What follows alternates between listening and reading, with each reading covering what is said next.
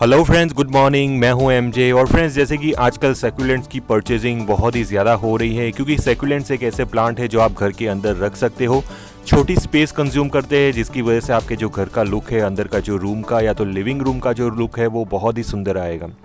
लेकिन फ्रेंड्स, सेक्युलेंट को हैंडल करने में बहुत ही ज़्यादा मुश्किल आ जाती है। बहुत सारे मेरे व्यूअर्स सेक्युलेंट से रिलेटेड मुझे इंस्टाग्राम पे मैसेज करते हैं कि सेक्युलेंट हमारे मर जाते हैं। तो आज का वीडियो फ्रेंड्स स्पेशली यही टॉपिक पे होगा। हमारे सेक्युलेंट्स क्यों मर जाते हैं, उसके रीजंस क्या हैं, हम क्या मिस्टेक ऐसी करते हैं जिसकी वजह से हमारे जो सेक्युलेंट्स हैं वो मर जाते हैं। तो सबसे पहली चीज़ जो आपके सेक्युलेंट्स मरने की रीज़न है फ्रेंड्स, वो है वाटरिंग।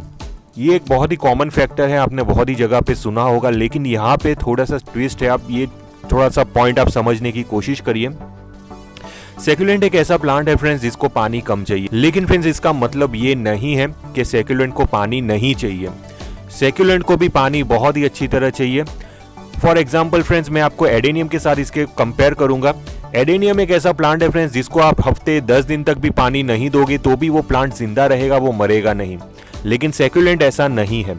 अगर आप सेक्युलेंट को बहुत ही लंबे टाइम तक पानी नहीं दोगे तो बाद में ये प्लांट 101% मर जाएगा। तो यहाँ पे बहुत सारे लोग मिस्टेक कर लेते हैं, पानी कम देते हैं और इतना कम दे देते हैं कि प्लांट सर्वाइव नहीं कर पाता, उसके सारे रूट्स ड्राई अप हो जाते हैं। तो इसीलिए फ्रेंड्स हमें सेक्युलेंट को वाटरिंग इस हिसाब से करनी है, जैसे ही फ्रेंड्स आपको इसकी सॉइल ड्राई होते हुए दिखे तब आप उसके अंदर पानी दे दीजिए।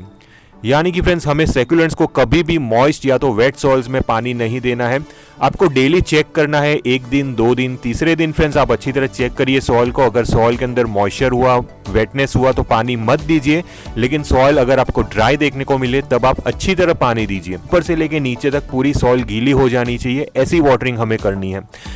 थोड़ी थोड़ी वाटरिंग भी सेक्युलेंट्स को मार सकती है। अगर आपने थोड़ा पानी डाला तो शाम तक वो पानी ड्राई अप हो जाएगा, जिसकी वजह से रूट्स को जितना पानी चाहिए उतना पानी नहीं मिलेगा और फाइनली वो ग्रोथ नहीं कर पाएगा।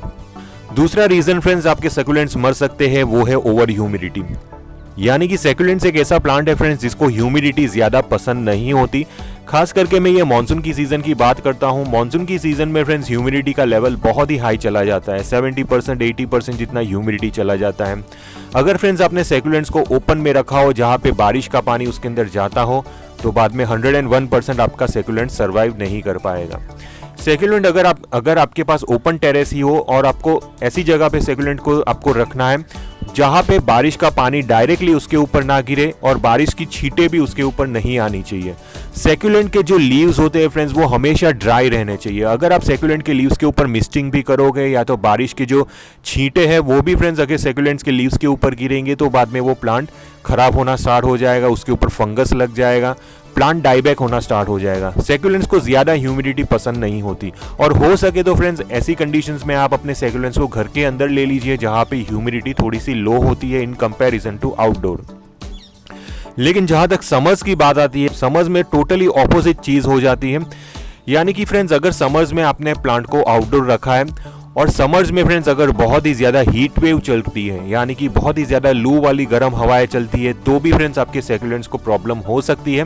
तो ऐसी कंडीशंस में भी फ्रेंड्स आप अपने सेक्युलेंट्स को घर के अंदर ले लीजिए, या तो आप अपने गार्डन में ऐसी जगह पे उसको प्लेस करिए जहाँ पे डायरेक्टली गर्म हवा सेक्युलेंट्स के लीव्स के ऊपर नहीं लगे। और फाइनली फ्रेंड्स उसको थोड़ा सा मॉडरेट वार्म क्लाइमेट चाहिए, उसको बहुत ही ज़्यादा ठंडा क्लाइमेट भी नहीं चाहिए और बहुत ही ज़्यादा गर्म क्लाइमेट भी नहीं चाहिए, थोड़ा सा मॉडरेट वार्म क्लाइमेट चाहिए।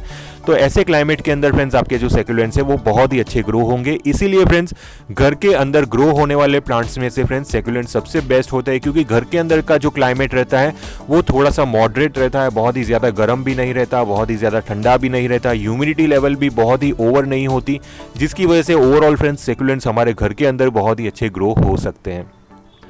अब तीसरा पॉइंट आता है फ्रेंड्स वो है फर्टिलाइजेशन। जैसे कि दूसरे प्लांट्स को फर्टिलाइजेशन की ज़रूरत होती है, वैसे ही फ्रेंड्स हमारे सेक्युलेंट्स को भी फर्टिलाइजेशन की ज़रूरत होती है। लेकिन फ्रेंड्स सेक्युलेंट्स को हमें उल्टे सीधे सारे केमिकल फर्टिलाइजर्स नहीं देने हैं, जैसे कि डीएपी, एनपीके जैसे फर्टिलाइजर्स की सेक्युलेंट्स को ज़रूरत बिल्कुल भी नहीं होती।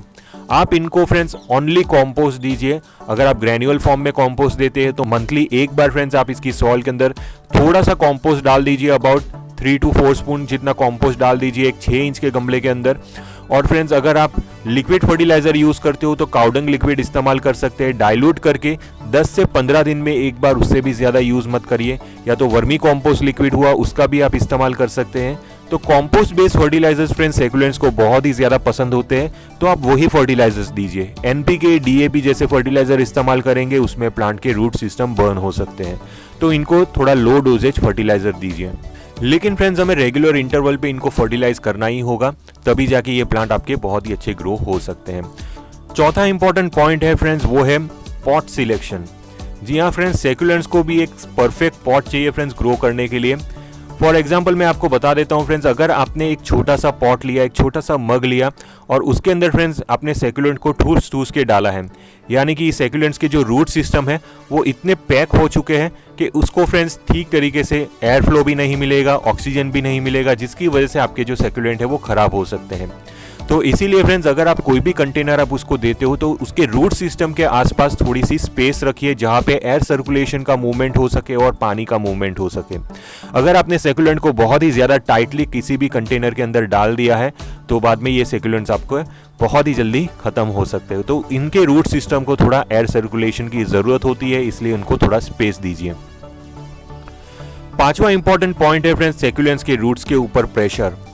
यहाँ पे फ्रेंड्स मैं 2 सेकुलेंट्स की बात करना चाहता हूँ, दूसरे भी बहुत सारे ऐसे सेकुलेंट्स हैं जो हैंगिंग होते हैं, यानी कि उनकी पूरी की पूरी बेल लटकती है।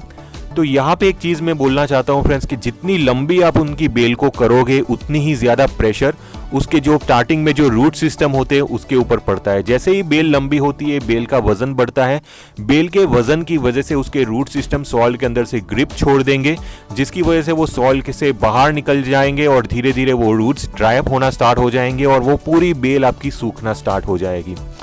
तो ये चीज़ आप ध्यान दीजिए, अगर आप बेल वाला कोई भी सेकुलेंट्स लाते हो तो उसके अंदर फ्रेंड्स आप इसकी बेल को या तो सपोर्ट दीजिए, यानी कि बेल पूरी लटकनी नहीं चाहिए। अगर बेल को सपोर्ट मिलेगा तो वजन डायरेक्ट रूट्स के ऊपर नहीं गिरेगा, या तो आप इसकी बेल को ट्रिमिंग करते रहिए। बेल को ट्रिमिंग करते रहोगे तो बाद में वो पूरा बहुत ही ज़्यादा बुशी बनना स्टार्ट हो जाएगा। एक ट्रिक बहुत सारे यूट्यूबर्स यूज़ करते हैं जो मैं अभी आपके साथ शेयर करना चाहता हूँ। आपने बहुत बार देखा होगा बहुत सारे यूट्यूब चैनल पे कि पूरी की पूरी लंबी लंबी बेल वो लोग लटका के रखते हैं और दिखाते हैं देखिए हमारे सेकुलेंट्स कितने अच्छे हो रहे हैं। तो यहाँ पे एक चीज़ देखिए फ्रेंड्स कि जनरली जहाँ पे भी आपने एक ऐसी लंबी लंबी बेल देखी होगी वो हमेशा सपोर्ट करके रखते अपनी बेल को, हमेशा लटका के नहीं रखते। अगर वो हमेशा लटका के रखते हैं तो बाद में जितने भी जो छोटे छोटे रूट सिस्टम होते हैं सेकुलेंट्स के उसके ऊपर प्रेशर पड़ता है। तो ये देख के आप मत सोचिए कि मैं भी पूरी में अपने बेल लटकाऊंगा या तो लटकाऊंगी। अगर आपने कुछ ऐसा काम करना स्टार्ट कर लिया तो धीरे धीरे आपके सेकुलेंट्स रूट्स अपने ग्रिप छोड़ना स्टार्ट कर लेंगे और आपके जो प्लांट है वो खत्म होना स्टार्ट हो जाएंगे। तो ये भी चीज़ आप नोट करिए ताकि आपके जो सेकुलेंट्स है वो मर सकते हैं ये चीज़ की वजह से भी। और दूसरे बहुत सारे रीजंस हैं, उनमें से एक रीज़न मैं आपको दूसरा एक बोलना चाहता हूं फ्रेंड्स, वो है पेस्ट और फंगस। ये 2 चीज़ फ्रेंड्स हमारे सेकुलेंट्स के ऊपर लग सकती है। फंगस लगने के चांसेस तभी होते हैं जब आपने सेकुलेंट्स को मिस्ट किया हो, पानी से आपने स्प्रे किया हो या तो नहलाया हो और पानी फ्रेंड्स उसके ऊपर पड़ा रहेगा तो बाद में आपके सेकुलेंट्स के ऊपर फंगस लग सकता है। या तो बारिश का पानी गिरा हो या तो बारिश के छींटे गिरे हो तो आपके सेकुलेंट्स के ऊपर ईजिली फ्रेंड्स फंगस लग सकता है। दूसरी चीज़, ये जो सेकुलेंट्स होते हैं फ्रेंड्स उसके ऊपर थ्रिप्स, मेलीबग्स और एफिड्स जैसे इंसेक्ट्स लग सकते हैं। तो आप महीने में एक बार इसके ऊपर इंसेक्टिसाइड का स्प्रे कर लीजिए ताकि आपके जो सेकुलेंट्स है वो अच्छे खासे ग्रो हो सके। तो इतनी फ्रेंड्स एक कॉमन मिस्टेक्स होती है जिसकी वजह से हमारे जो सेकुलेंट्स है वो बहुत ही इजीली मर सकते हैं। अगर आपको किसी भी टाइप का कंफ्यूजन हुआ फ्रेंड्स ये टॉपिक से रिलेटेड तो आप मुझे कमेंट बॉक्स में पूछ सकते हो, मैं आपको रिप्लाई दूंगा। टिल देन के लिए थैंक यू फ्रेंड्स।